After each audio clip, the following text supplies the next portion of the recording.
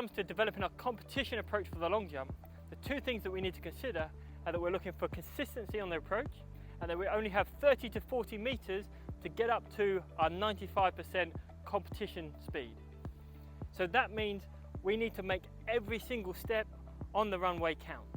Now, an elite competition length approach is somewhere around 18 to 22 steps.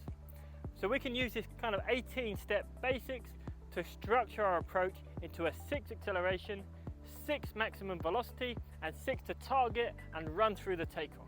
So I've set out on the runway behind me these 3 zones with our start marker, our 6 stride acceleration, our 6 strides of transition through to our upright running position and optimum speed on the runway, and then the final 6 strides through to the takeoff board is for preparation and injecting speed into that takeoff. Now, in that first phase, we know that we want to be close to 100% intensity and create some stability in our acceleration technique so we can make it as accurate as possible. During the transition phase, we know we're trying to find that upright running position, but we're also trying to continue to accelerate. So during that middle phase, we want to keep pressure on the runway as we climb up into that upright running position. 1, to help with our consistency by keeping that intensity high, and 2, we need to have that force into the ground to help us climb into our upright running position.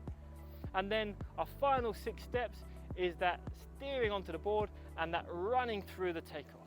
So of course, not all of our athletes are going to be on an 18 stride approach, but we want to keep the structure of the runway the same.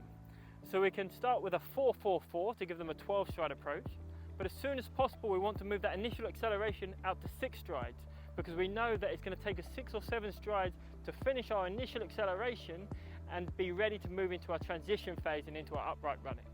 So we want to get that first initial acceleration out to 6 steps, so we'll have a 6-4-4, and then we can build out to a 6-6-6 later on as we improve our jumping ability and our speed. Now, how long should that approach be? Well, of course, it depends on the strength and the takeoff abilities of our athletes.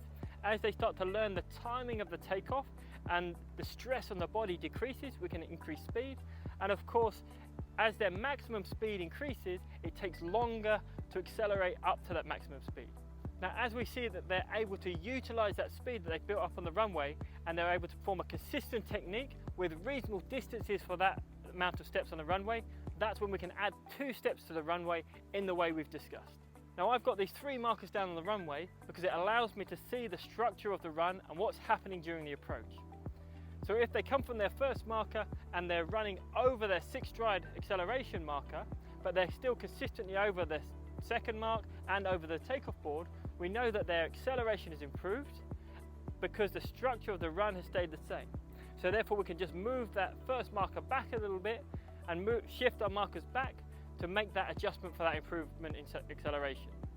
However, if they're on their first mark and they're not making their second mark and they're behind the board, it means that they've hit their acceleration right, but they've not continued to push through the middle part of that run.